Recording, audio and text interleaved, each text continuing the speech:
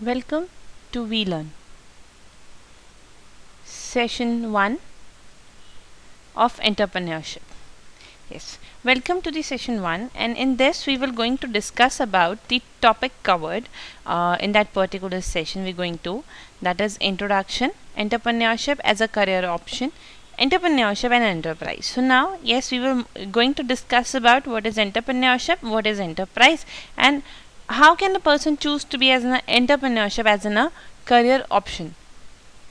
Further going towards the other topics of that particular session, we were moving towards the first knowing about what is entrepreneurship. So it is the introduction part. कि अगर कहा जाए तो entrepreneurship क्या होता है? It is basically the act of being an entrepreneur. एक entrepreneur होना एक entrepreneurship होता है.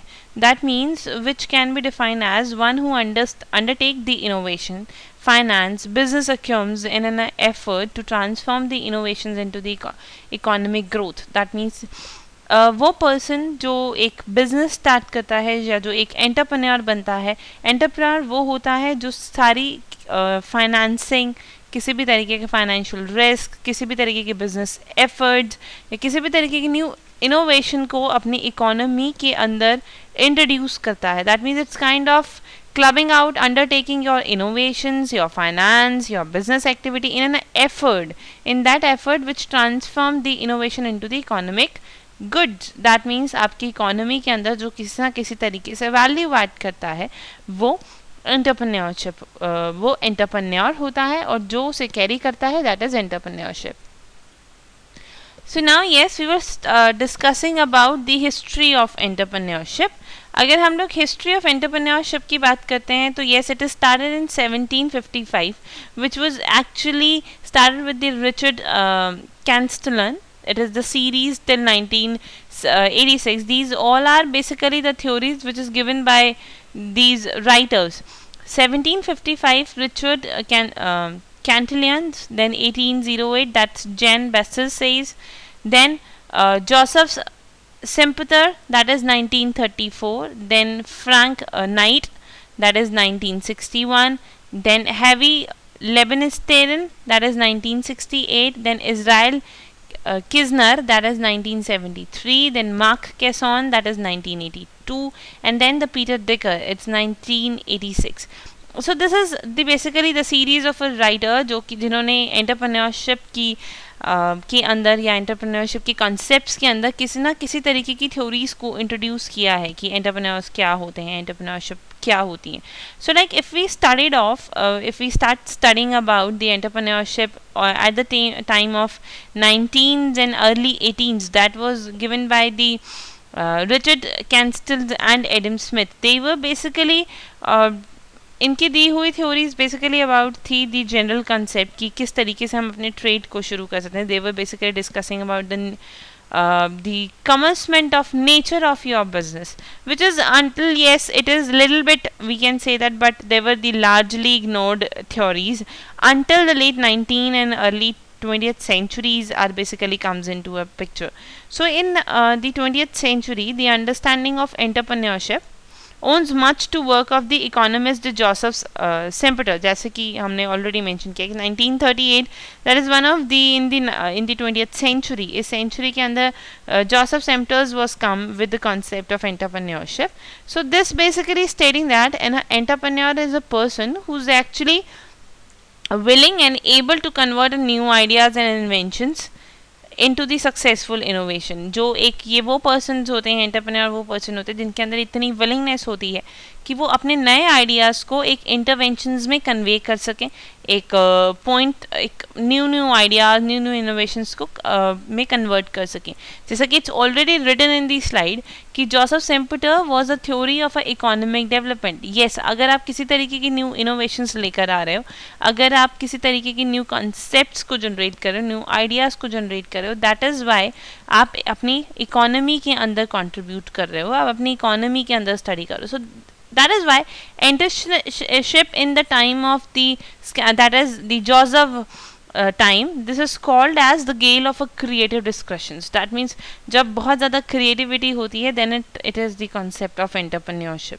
So yes, it is what basically creating new product, including new business ideas. In this way, creative destructions is likely responsible for the dynamism of industry and long term economic growth. That's very obvious. इतनी अगर हम new ideas new concept के साथ आ रहे हैं तो आपकी हमारी इकोनॉमी सोसाइटी के अंदर एक डिस्ट्रक्शंस हो सकते हैं, क्रिएटिव डिस्ट्रक्शंस होते हैं. And this destructions was basically lead towards the economy growth. वो हमें इकोनॉमी ग्रोथ की तरफ लीड करती because it's long term economy growth. Then after the Joseph's theory in 1934, we were moving towards the 1961. This theory is basically provided by the Frank Knight. Frank Knight was basically discussing about the risk and uncertainties and profits of the business. I probably say that after the the full name is Frank H. Knight. It is what entrepreneurship is about, taking risk. Concept ये था कि entrepreneurship सिर्फ risk के ही लिए basis पर बना होता है. That means you are actually taking a risk. आप किसी तरीके की इन्वेस्टमेंट करके आप रिस्क ही उठा रहे हैं. So the behaviour of an entrepreneur reflect a kind of an a person willing. So this is what the behavior of enterprise reflect a kind of a person willing to put his or her career and financial security on a line and take a risk in the name of an idea, spending much time as well as capital on an uncertain venture. यानी कि in that case हम ये बोल सकते हैं कि entrepreneur वो person होते हैं जो इतनी काबिलियत रखते हैं कि वो अपना करियर, अपनी financial security just on a name that on the sake of the idea, उनके पास एक आइडिया जनरेशन है और उस पर लाकर वो खड़ा कर देते हैं. That is what spending out your capital, spending out your uncertainties, spending out your ideas, spending out your career, spending out your money on the basis of very uncertain venture. आपको नहीं पता कि आप जिस एंटरप्रेन्योरशिप में enter हो रहे हैं they will be successful or not. आपको बेनिफिट्स होंगे नहीं होंगे, don't know that. So in that case Frank night ने 3 टाइप की अनसर्टनिटीज़ को डिस्कस किया था. दैट मीन्स अगर किसी भी तरीके की अनसर्टनिटीज़ होती हैं तो we have an 3. That first is the risk. Risk we all know कि रिस्क क्या होता है. इट इज़ बेसिकली दैट कि क्या चीज़ें आपको आपके सामने आ सकती हैं. ऐसी कौन कौन सी चीज़ें हैं जो आप एक्चुअली फेस कर सकते हैं एक एंटरप्रेन्योरशिप के अंदर. Then ambiguity. Ambiguity is the one of the very changing scenario which is hard to measure statistically. हम लोग अगर स्टैटिस्टिकली की बात करें तो उसके अंदर हम रिस्क को मेजर कर सकते हैं, but when it's comes to the ambiguity it's little different, क्योंकि ambiguity is more about keep on changing. So in that case थोड़ा सा डिफिकल्ट हो जाता है. And then the true uncertainty. True uncertainty is basically amongst it is the kind of impossible estimation which is कि आपको नहीं पता कि क्या होगा. This is uncertain. You don't know कि आने वाले फ्यूचर में क्या होगा.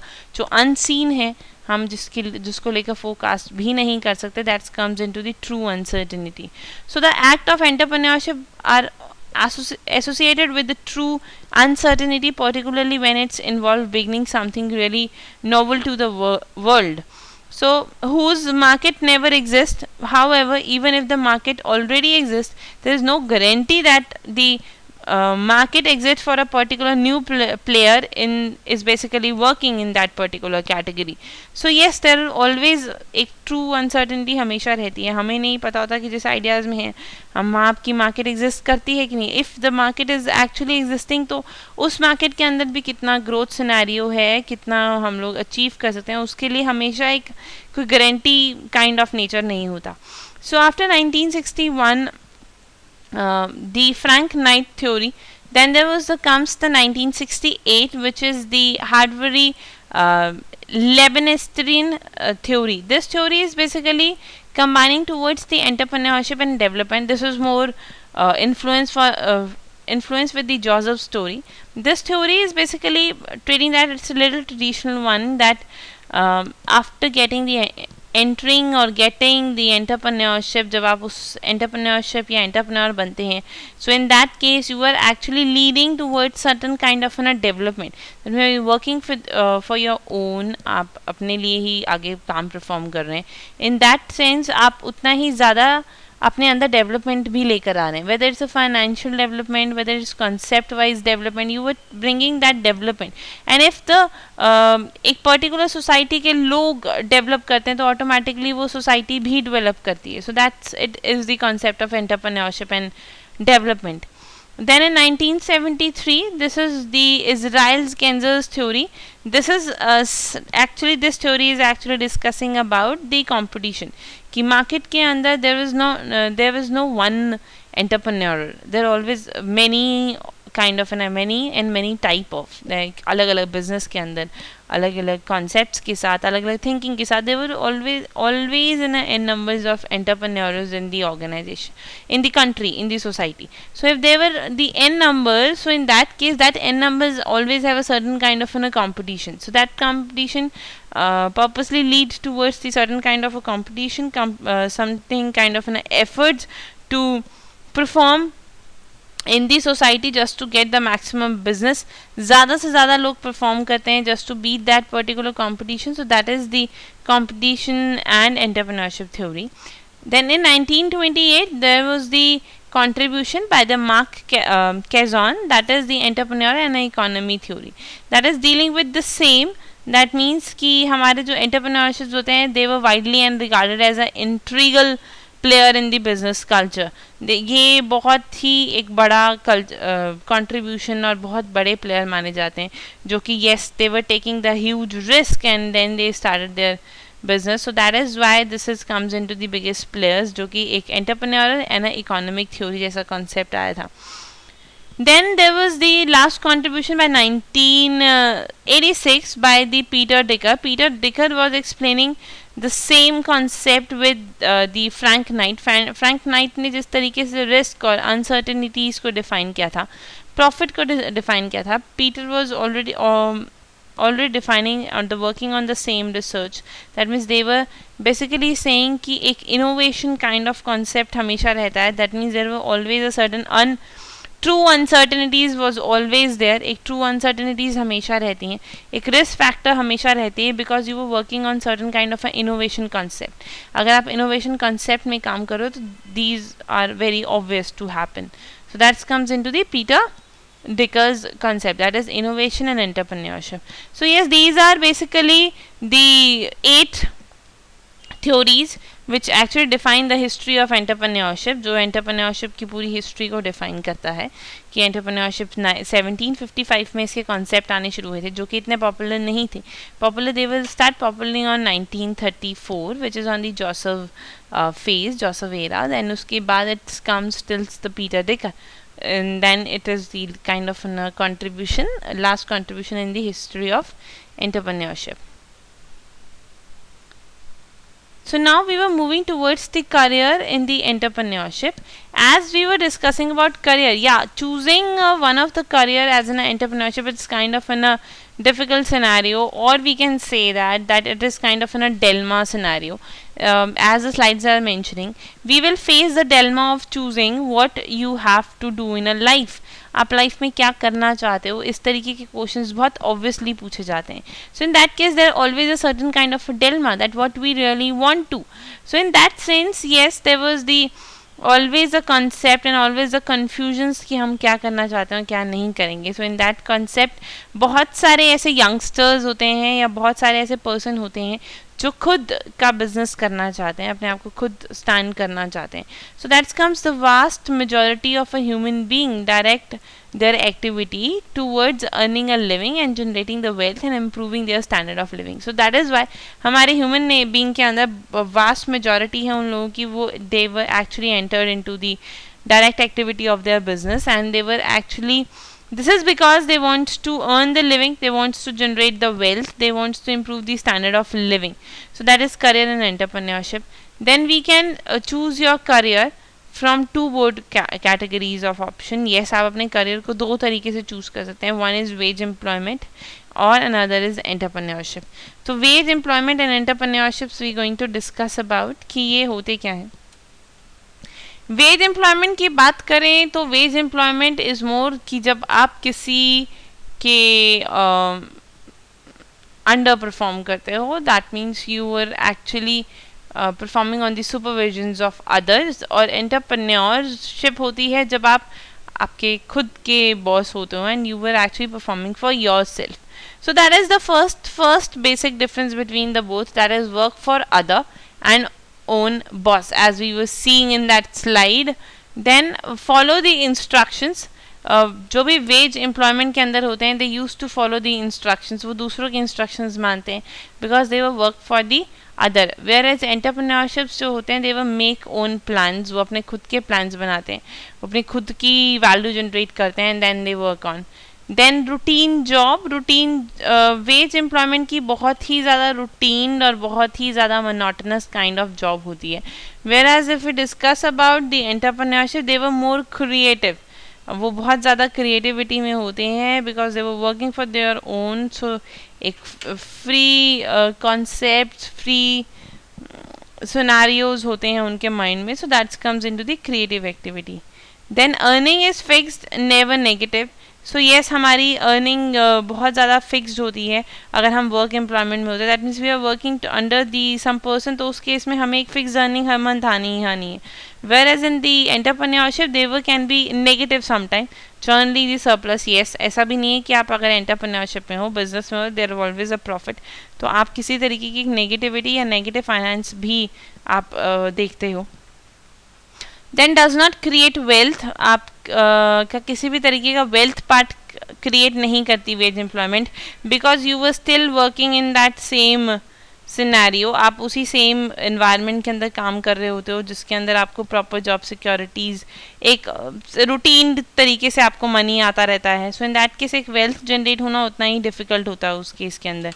But when it's comes to the entrepreneurship, तो येस, आप वेल्थ क्रिएट कर सकते हो, आप कंट्रीब्यूट कर सकते हो जीडीपी के अंदर, which actually lead to the growth to your country. So that's can choose from. So in that case हम लोग अगर एंटरप्रेन्योरशिप बनना चाहते हैं तो हम 3 तरीके से उसको चूज़ कर सकते हैं एंटरप्रेन्योरशिप के अंदर. That is industry, we can enter into the industry, trade और service if you want to enter into the entrepreneurship. But if we enter into the wage employment, तो हम किसी भी गवर्नमेंट सेक्टर में जाके जॉब कर सकते हैं और एम्प्लॉयमेंट जनरेट कर सकते हैं, whether it can be public sector or it can be private sector. So that is the same to the entrepreneurship, that industry, किसी भी तरीके की इंडस्ट्री से रिलेटेड आप बिजनेस स्टार्ट करो, then trade and then the service, किसी तरीके की आप सर्विस प्रोवाइड करो, but you were actually your own boss. Now entrepreneurship होती क्या है? If we discuss about entrepreneurship is basically a creative activity. ये एक क्रिएटिव एक्टिविटी, इसको क्रिएटिव एक्टिविटी इसलिए बोला जाता है because it's related to the human skill. Human कितना अच्छा परफॉर्म कर रहा है, ह्यूमन कितना बुरा परफॉर्म कर रहा है, ये एक्चुअली आपकी वो स्किल्स डिसाइड करती है. दैट मीन्स आपके बिजनेस में प्रॉफिट है या लॉस है, वो आपकी स्किल डिफाइन करती है. That is why it's little creative activity. Then second is the ability to create and build something from particularly nothing. उन चीज़ों में काम करना, उन सेक्टर्स में काम करना, वहाँ से बेनिफिट लेकर आना, वहाँ से नई चीज़ों को क्रिएट करना जो कि इससे पहले शायद ज़रूरत में भी नहीं आती थी. So that comes into the ability to create and build something from particular nothing.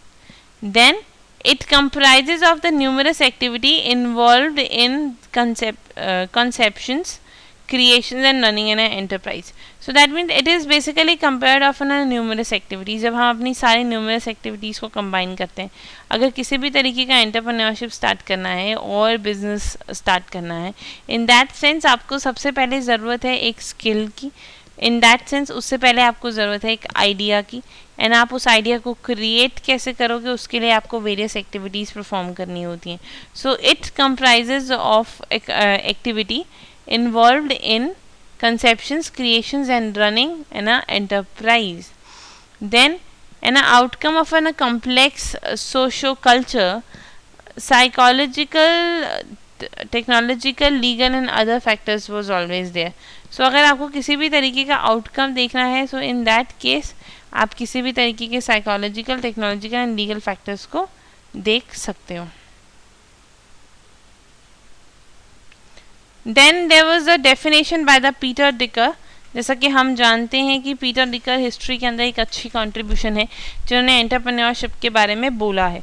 So what they were defining in their words, that is the definition given by Peter Drucker. This is a systematic innovation which consists in the purposeful and organized search for a change, and it is systematic analysis of the opportunity such change might offer for the economy and for the social innovation.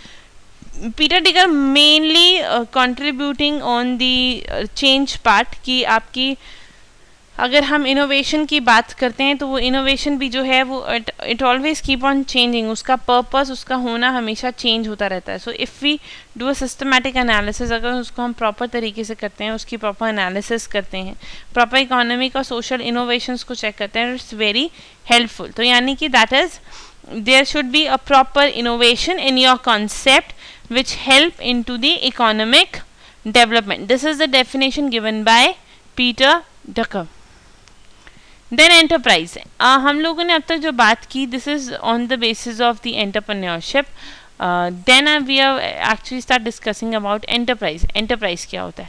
Enterprise is a business organisation that is formed and which provide the goods and services, create job, contributes to the national economy, exports and all other economic development. That means these are basically the enterprise is basically a business organization which work in to provide the goods and services. तो basically goods and services को provide करने में काम करती है and then contribute to the national income, जिसकी आगे further तरीके की जो भी आप profit generate करते हो, जिस भी तरीके का आप benefit generate करते हो, you give that portion, that आप उसका एक particular portion जो अपने government को देते हो just for the national income, and yes, export of that particular development country. So this is the basically entrepreneurship. Now entrepreneur is basically who? We were discussed about the entrepreneurship, then entrepreneur, and now entrepreneur. Entrepreneur is what? It is a person who start an enterprise. जो एक enterprise को शुरू करता है, that's come into the entrepreneur. Then the process of creation is called the entrepreneurship. Entrepreneurship का जो भी proper एक प्रोसेस है उसको क्रिएट करने का, कि आपको अप्रूवल चाहिए, आपको उससे पहले एक सर्टिफिकेट कमर्समेंट चाहिए, तो इस ये जितना भी प्रोसेस है उसको फॉलो करना होता है. So that's comes in the process of creation is called the entrepreneurship.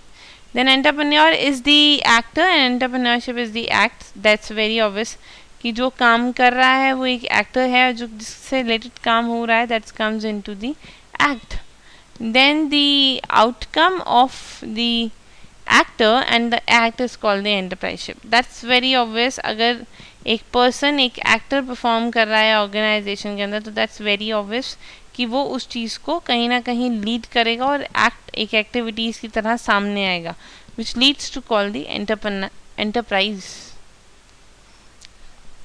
So yes, there were few questions, you have to do it yourself.